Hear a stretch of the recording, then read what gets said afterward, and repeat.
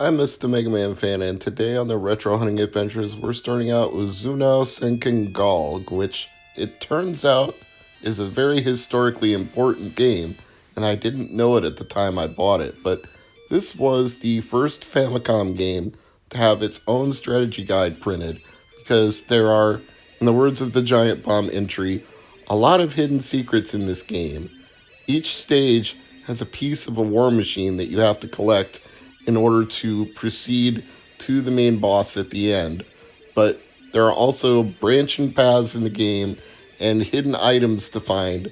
So this one was very popular and well known overseas and never got ported or released here. So despite its great importance to the Japanese Famicom market, it's so unknown that you can get it for $1. And I literally did. Well, $17 shipping, but then I ordered 15 other games, so like $1 shipping a piece. I thought I was supposed to fly through those things, but apparently they just zap you and kill you, so lesson learned there. This was also an easy game to dump, which wasn't necessarily the case with all of the Famicom games that I collected in this episode, but happily, this one worked fine with just the basic NROM on the Copy NES mapper list, so no problems there. Zunao Senken Galg is one that you should probably pick up if you're importing Famicom games. Throw it into a box with the other lot. If you're going to pay for shipping anyway, get another game for $1, because this one is really good. Out of the Famicom games that I got in this lot, it's easily top 3, so may not be the best of this bunch, but it's very close. And there are some that are going to be good later on, once I get patches from romhacking.net and convert them, which I'm sure Ryan will send me links to. This one I didn't need any patch to play though. It's Supari Uzumo Sumo. Obviously I don't understand what's going on in these scrolls that are reading right to left, but once the gameplay begins, it's a pretty typical sumo wrestling game. You and your opponent are trying to push each other out of the circle, and I just mashed the buttons a lot until I got my opponent on his heels and he was huffing and puffing trying to get past me, but I just kept up and I was relentless and down he goes. So Supari Uzumo Sumo, very easy game to pick up and learn even without being able to read the text or know anything whatsoever. Maybe too easy? I can see someone making that argument, but it was worth the $1 I spent on it. It was quite fun for that limited amount of time I spent playing it and dumping the cartridge. Once again, an easy one to dump, so 2 for 2, and then I started hitting a patch of bad luck after that. I had some that I couldn't dump no matter what I tried. I had some that I tried getting ROMs from the internet because I couldn't dump them, and that didn't work any better either, so sometimes you just can't win for losing, especially with the Bandai games. They seem to give you the most trouble. I mean, at least the physical carts work, so I can't complain too much about that. It would just be nice to be able to play them off backups instead of having to get the card out every time. Whether it's a dump or whether it's a ROM I downloaded, either way I would consider it a backup. But I'd prefer to back them up myself if I can. Now, Atlantis no Nazo, I wasn't able to back this one up, but at least I found a ROM on the internet that was able to get the job done for future reference when I go to the SD card on my Analog NT Mini Noir version 2. Sometimes I just wish I'd say the Analog Mini instead of spelling out the whole thing, because that title is too long for a console, man. And I apologize for the Moir pattern here. It only shows up in a couple of the games that I filmed. The other one is right at the end, but anything with a blue screen seems to really exacerbate the pattern. I don't know why. Maybe Cathode Ray Dude here on YouTube or LGR or Retro RGB. Somebody would know why it's so much worse when there's a blue background. Probably something to do with shutter rate, aperture, balancing the color, getting the frame rates matched up. I'm no good at that sort of stuff. I know those guys know way more about it than I do. This game may have more fame to Western audiences for the fact that several characters from it were referenced in Blaster Master Zero 2. But moving on, we have Tadake Ramen Man, which I was unable to dump and unable to find a ROM that worked on the Mini. Like I said, I'm just going to shorten that from here on. Couldn't find a ROM that worked on the Mini, wasn't able to dump this cart. It's based on a very popular anime manga franchise, so even searching for a dump of it that would work is kind of complicated because you type in Tadake Ramen Man and you get a million things that aren't related to the video game. Even if you go to the Wikipedia page, it says there are a large number of adaptations, and it's actually a spin-off adaptation from something else to begin with, so that only complicates matters even further. So we move on to Ultraman Club 2, which worked on the first try and dumped on the first try, so absolutely no problems with this one. I'll be able to get an English language patch. I'm very, very certain of this because Ultraman is a franchise that has gained some recognition, popularity, notoriety outside of Japan. I've got a friend in particular who lives in Oklahoma that is a big fan of stuff like Ultraman and Kamen Rider, so I know Jonathan will appreciate seeing that in this video. Big shout out at Gamera Sith on Twitter. And I would say it was worth it for only $1, even though I've got to patch it into English. It's going to be fun once I actually get it patched and figure out how to play it. It looks like it's going to be a pretty standard top-down RPG game, though, where you get quests, you go and fight monsters, and you level up. It has that appearance to it, and I expect it will be exactly like that. As you can see, the dumped ROM works perfectly, so we can move on to the next game out of this batch. Challenger. You may remember from one of my previous unboxing videos that I thought this one was hilarious because the character on the cover art said, "Garf!" for no apparent reason. G-A-R-F! Exclamation point. Ryan seemed to think that was a reference to Garfield, and it most certainly is not. There is no fat orange cat who loves lasagna anywhere in this game. The titular challenger of the game may hate Mondays, though, because that's when the Retro Hunting Adventure releases each week, and he certainly is getting his butt kicked here, though it's not his fault. Mostly mine for not knowing how to play the game. For example, I didn't realize you couldn't walk over those gaps in the train. You have to actually jump over them. I kept trying this, though. I took several stabs at it.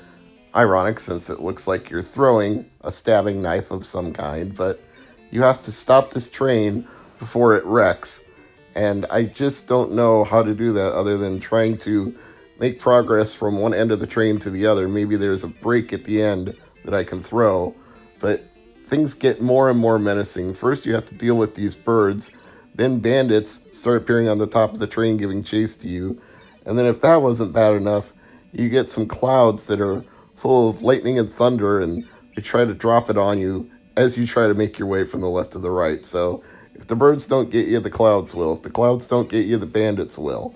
They just keep piling things up on you until eventually you get got. But at one point, I'm going to be able to challenge Challenger enough to make some progress in this.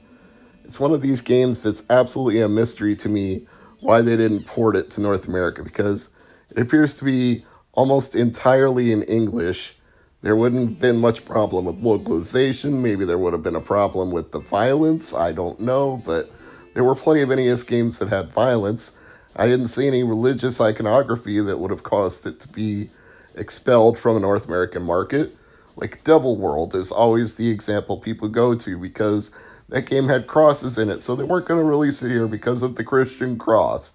Well, there were crosses in the Castlevania games too, and they still found a way around that. So I don't know if that's really a good excuse. Maybe they just thought they wouldn't make any money on Devil World in North America, so that's why they didn't do it. But meanwhile, we can test this ROM, make sure it dumped properly, and thankfully Challenger seems to have a very simple mapper set because I found an Ultimate NES mapper list, pulled up the entry for it, and selected the same one from Copy NES Mini, and it worked right away. Hooray!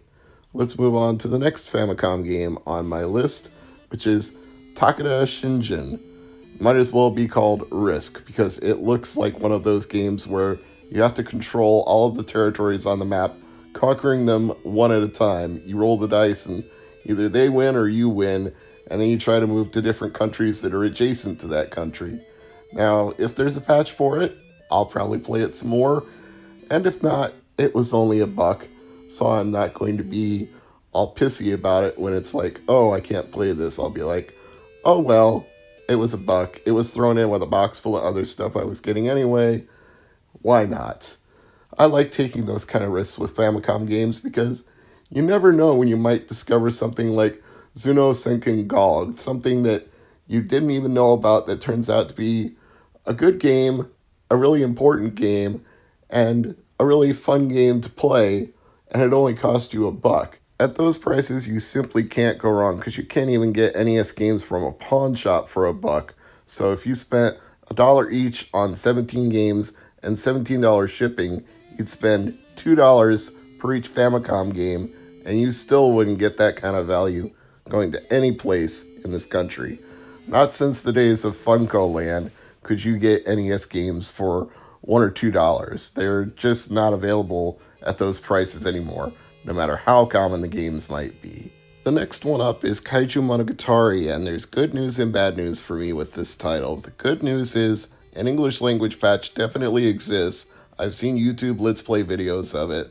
The bad news is I was unable to dump this game, and I was unable to find a ROM of this game that worked from the SD card slot, so the only way I can play it as of right now is in the Famicom cartridge slot of the Mini, and that obviously means it's not patched in that form, so my enjoyment of this game may at present be limited, unless I can find a ROM that works, and one that I can patch, or one that's already been patched. I just don't know what the compatibility issue is. Maybe it's an unsupported mapper of some type, but as of right now, it doesn't seem like I can play this on real hardware.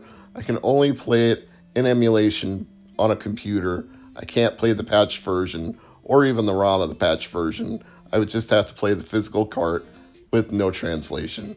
Same issue with Dragon Ball Daimyo Fuketsu. I hope I'm pronouncing that right. If not, I'm sure Big D from Geekdom 101 will correct me on that. This too is another Bandai game that I was unable to dump. I'm very sure there is a patch on romhacking.net because it seems like all of the Dragon Ball games have patches. But first I would need to have a ROM that works so that I could either play it through the card slot or through the EverDrive N8 Pro, and right now neither one of those seems to be an option. The real cart works, that's the good news.